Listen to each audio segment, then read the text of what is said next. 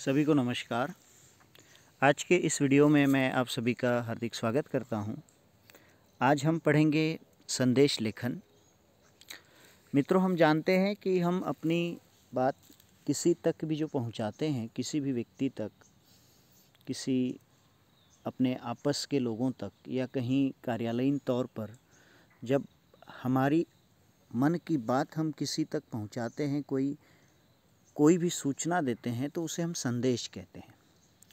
संदेश लेखन आजकल जैसे व्हाट्सएप, फेसबुक और बहुत से जो सोशल मीडिया के अलग अलग साधन हमें उपलब्ध हुए हैं, माध्यम उपलब्ध हुए हैं, और उन माध्यमों से संदेश हम लिखते हैं। संदेश लेखन कोई नई चीज़ नहीं है। हम और आप अच्छी तरह से संदेश लिखते हैं, बहुत बढ़िया लिखते हैं। बस उसको एक औपचारिक स्तर पर आज हमें इसे समझना है, और परीक्षा के दृष्टि से कौन कौन सी चीज़ें इसमें होनी चाहिए या क्या हम कर सकते हैं, इस पर हम चर्चा करेंगे। संदेश शब्द अगर उत्पत्ति मूलक दृष्टि से देखा जाए तो संदेश का मतलब है समाचार प्राप्त करना, सूचना प्राप्त करना। जब कोई व्यक्ति किसी कारण से किसी दूसरे व्यक्ति के साथ सीधे सीधे बात नहीं कर सकता है प्रत्यक्ष रूप से, तब कोई भी जानकारी, कोई सूचना, खबर दूसरे के जरिए या लिखित तरीके से पहुंचाता है तो उसे संदेश हम कहते हैं। संदेश किसी व्यक्ति के लिए हो सकता है, किसी समूह के लिए हो सकता है, और किसी विशिष्ट समूह के लिए भी हो सकता है। संदेश लिखित भी हो सकता है, संदेश मौखिक भी हो सकता है। सुखद दुखद दोनों तरह के हो सकते हैं। व्यक्तिगत और सामूहिक भी हो सकता है। और संदेश भूतकाल में, वर्तमान काल में और भविष्य काल में भी लिखे जा सकते हैं। जिस प्रकार से वो विषय हो, उस तरह से हम उसे लिख सकते हैं। अब संदेश लिखने के क्या क्या कारण होते हैं? कई सारे कारण होते हैं। कभी अपने परिजनों को, मित्रगणों को, रिश्तेदारों को, घर के सदस्यों को जो संदेश हम लिखते हैं किसी भी कारण से, पारिवारिक कारण से, तो उन संदेशों को अनौपचारिक संदेश कहा जाता है, अर्थात इनफॉर्मल। फिर दूसरी ओर किसी अधिकारी को, किसी ऑफिस के लिए किसी कर्मचारी को, या सार्वजनिक रूप से संपूर्ण जनता को किसी अधिकारी के द्वारा कोई संदेश भेजा जाता है, तो वह औपचारिक कहलाता है, या फिर उसको फॉर्मल मैसेज हम कहते हैं। आजकल मैंने पहले ही आपको बताया कि सोशल मीडिया में व्हाट्सएप है, एसएमएस है, ईमेल है, फेसबुक है, ट्विटर है, ऐसे बहुत सारे मंच है जहां से हम आजकल संदेश का आदान प्रदान करते हैं। अब संदेश जब लिखे जाते हैं तो कई अलग अलग प्रकार उसके होते हैं, जैसे शुभकामना संदेश। आए दिन आजकल तो व्हाट्सएप के माध्यम से, स्टेटस के माध्यम से इतने सारे संदेश हम देखते हैं, लिखते हैं, इतने परिचित हो चुके हैं कि मुझे नहीं लगता कि आपको कुछ अलग से बताना चाहिए इसके लिए। जैसे शुभकामना संदेश, जिसमें मुख्य रूप से व्यक्ति का जन्मदिन है, किसी विशिष्ट जीवन की उसकी उपलब्धि है, या कोई सालगिरह है, विद्यार्थियों की कोई सफलता है, कर्मचारियों को कोई प्रमोशन मिला है, पदोन्नति मिली है, तो इसके लिए जो है, या कोई सेवानिवृत्त होता है सर्विस पूरी करने के बाद, सरकारी सेवा, या किसी भी तरह से कोई भी एक मंगल प्रसंग है तो उसकी शुभकामना देने के लिए संदेश लिखा जाता है, तो उसको हम शुभकामना संदेश कहते हैं। किसी त्यौहार या पर्व के अवसर पर लिखा जाने वाला संदेश वो त्यौहार और पर्व से जुड़ा हुआ संदेश होता है। तीसरा एक महत्वपूर्ण होता है शोक संदेश। कभी किसी प्रिय की मृत्यु हो जाती है या कुछ अघटित घटना हो जाती है, तो उस अवसर पर शोक प्रकट करते हुए संदेश लिखा जाता है, तो वह शोक संदेश कहलाता है। कोई व्यक्तिगत संदेश, जैसे परिजनों को बधाई, शुभकामना देना, ये व्यक्तिगत संदेश होता है। एक होता है सामाजिक संदेश।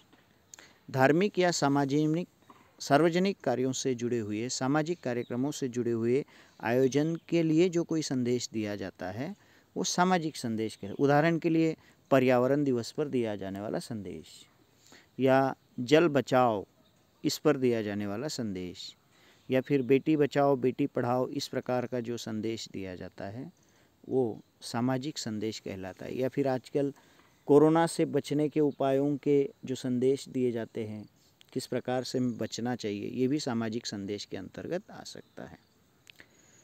तो संदेश का विषय कुछ भी हो सकता है, जिस विषय पर हम किसी अन्य व्यक्ति को प्रत्यक्ष न बात करते हुए किसी और व्यक्ति के जरिए या लिखित या मौखिक अगर संदेश हम देते हैं तो वो किसी भी विषय पर हो सकता है, जिस विषय पर हम बात करना चाहते हैं। अब हमें संदेश लिखते हुए किन किन बातों का ध्यान रखना चाहिए, इस पर हम बात करेंगे। पहला, सबसे पहले कि एक बॉक्स बनाकर हमें संदेश लिखना है। पहला काम, परीक्षा की दृष्टि से हम बात कर रहे हैं। आमतौर पर हम आराम से संदेश विधा से बहुत अच्छी तरह से परिचित हैं।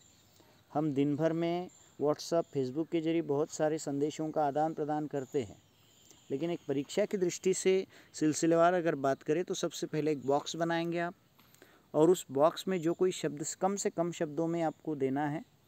पत्र लेखन और संदेश में बहुत बड़ा अंतर है, ध्यान रखिए। पत्र लेखन विस्तार से लिखा जाता है, इसमें उतना अवकाश उसके लिए विस्तार के लिए नहीं होता है। एक बॉक्स बनाएं, उसमें लिखें, फिर ऊपर संदेश शब्द अवश्य लिखें, फिर उसके नीचे दिनांक लिखें और समय भी लिखें। फॉर्मेट एक बताऊंगा मैं आपको, तो ध्यान दें पहले क्या क्या बातें हैं। पहले संदेश यह नाम लिखें, मतलब हेडिंग दे एक तरह से। फिर उसके नीचे बाएं हाथ को जो है लिखेंगे आप दिनांक, और उसके नीचे समय लिखेंगे।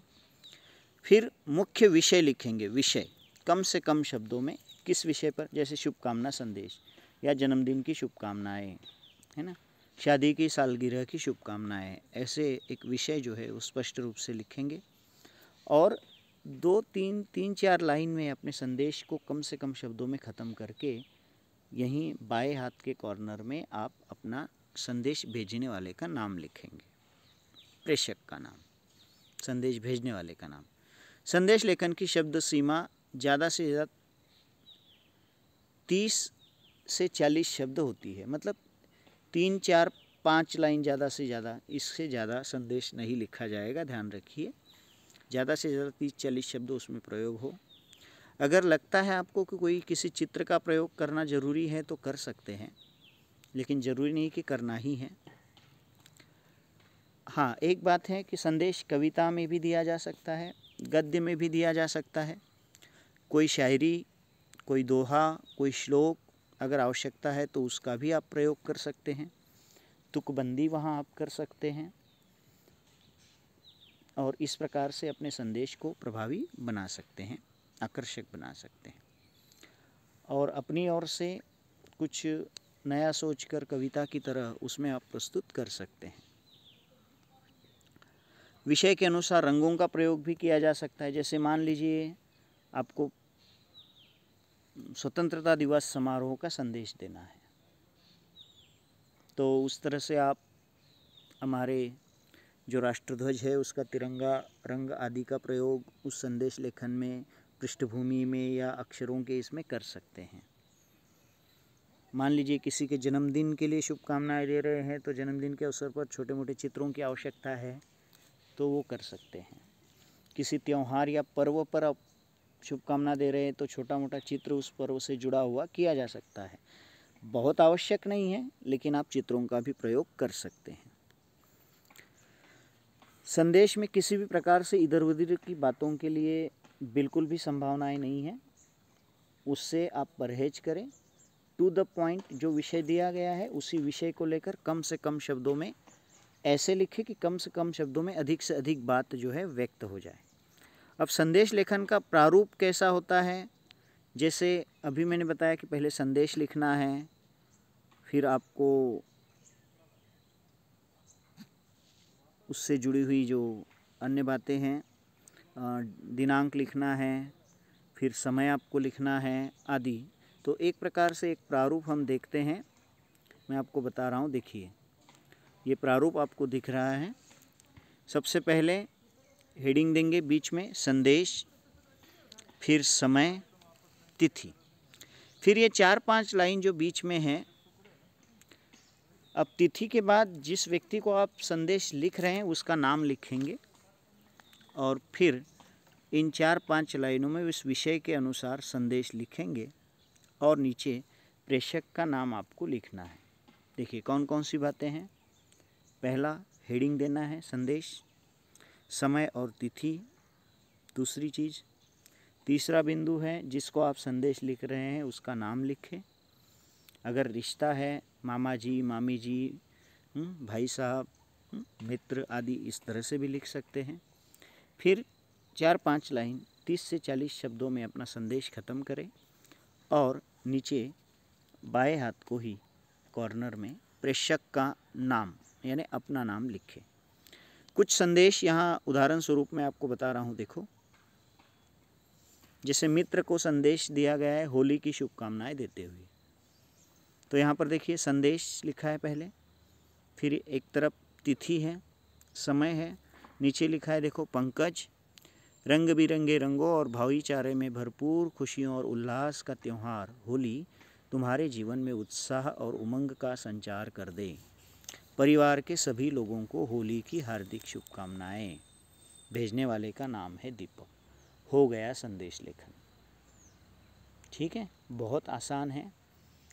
हम डेली किसी न किसी अवसर पर अपने रिश्तेदारों को, अपने मित्रों को इस प्रकार के संदेश भेजते हैं।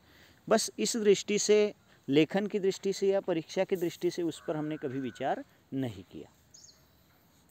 तो बहुत कठिन विषय ये नहीं है, आप अच्छी तरह से लिख सकते हैं। दूसरा एक संदेश है, देखिए, मित्र को संदेश, उसके बड़े भाई का विवाह है, इस अवसर पर आपको संदेश देना है। तो तिथि और समय लिखने के बाद देखिए लिखा उसने कि प्रिय रोहित, गौरव भैया के शुभ विवाह की हार्दिक बधाई। अब मित्र है तो मित्र का बड़ा भाई है तो वो स्वाभाविक है कि उसको हम भैया कहकर पुकारेंगे। तो गौरव भैया के शुभ विवाह की हार्दिक बधाई। ईश्वर उनके वैवाहिक जीवन को सदा सुखमय रखे। भैया और उनकी जीवन संगिनी हमेशा अपनी मुस्कुराहटों से तुम्हारे घर के आंगन को चहकाते रहें।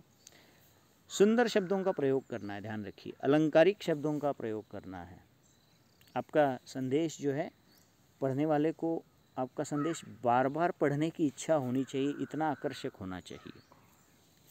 भेजने वाले का नाम है दीपेश। एक अन्य उदाहरण है, देखो, मम्मी को संदेश दिया है, ईमेल से दिया गया है।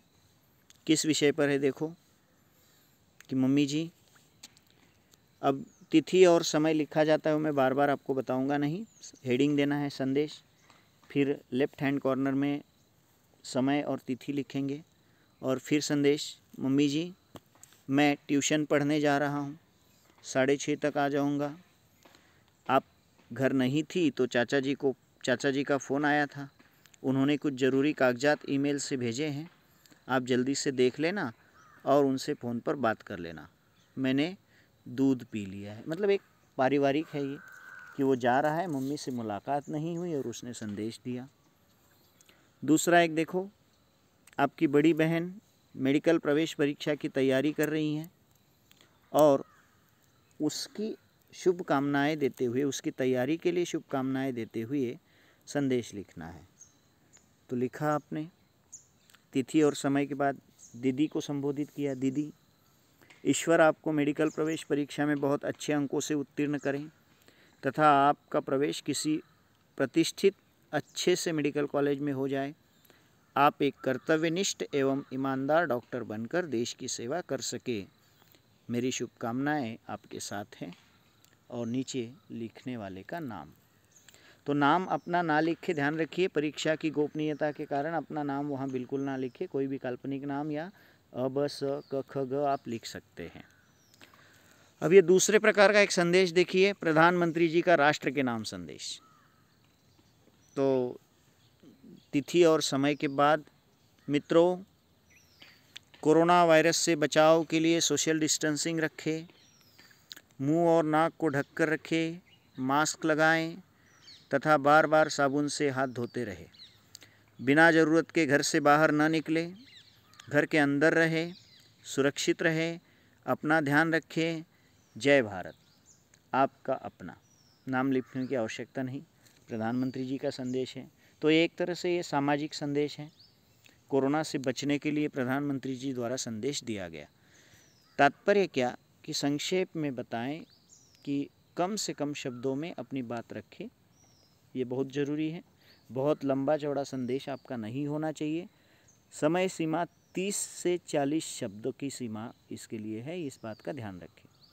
ठीक है, उसी में आपका संदेश पूर्ण करें। एक अन्य प्रकार का औपचारिक संदेश है, देखो कि प्रधानाचार्य के द्वारा परीक्षा के संदर्भ में मीटिंग लेनी है, उसका संदेश है कि साथियों, आज अपराह्न 1 बजे प्रधानाचार्य कक्ष में वार्षिक परीक्षा हेतु आवश्यक बैठक है और उसमें सभी विषयों के विषयाध्यापक, विभागाध्यक्ष और परीक्षा संयोजक उपस्थित रहे। मार्च में होने वाली परीक्षा के संबंध में आपके सुझाव आमंत्रित हैं।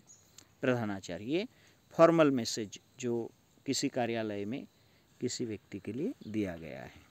तो इस प्रकार से संदेश अलग अलग रूप में हो सकते हैं, अलग अलग तरह के हो सकते हैं। दीपावली का संदेश हो सकता है, किसी का स्वास्थ्य खराब है तो उसके स्वास्थ्य अच्छा होने के लिए शुभकामनाएं हो सकती हैं। अध्यापक के लिए संदेश हो सकता है, मान लीजिए आपके कोई अध्यापक, उनका कोई प्रमोशन हो गया या वो सेवानिवृत्त हो गए तो उनके लिए संदेश हो सकता है। हिंदी दिवस पर संदेश हो सकता है, स्वतंत्रता दिवस पर संदेश हो सकता है। आपका कोई मित्र, उसको कोई पुरस्कार मिला है तो उसका अभिनंदन करते हुए कोई संदेश हो सकता है। तो संदेश बहुत किसी भी विषय को लेकर अपने औपचारिक और औपचारिक यानी कार्यालयी तौर पर होता है तो उसमें विषय लिखा जाता है। अनौपचारिक यानी अपने पारिवारिक रिश्ते में है तो पारिवारिक के लिए किसी विषय की लिखने की ज़रूरत नहीं, नाम लिखो और संदेश आप शुरू कर सकते हैं। फॉर्मेट फिर से देखें, संदेश ऊपर नाम लिखेंगे हेडिंग, फिर समय और तिथि लिखेंगे, जिसको हम संदेश लिख रहे हैं उसका नाम लिखेंगे या उसको जिस तरह से हम संबोधित करते हैं, प्यारे भैया, दीदी, है ना, मम्मी जी, मामा जी, भाई जी, फुआ जी, इस तरह से कुछ भी आप लिख सकते हैं जो वो संबोधन होगा आपका।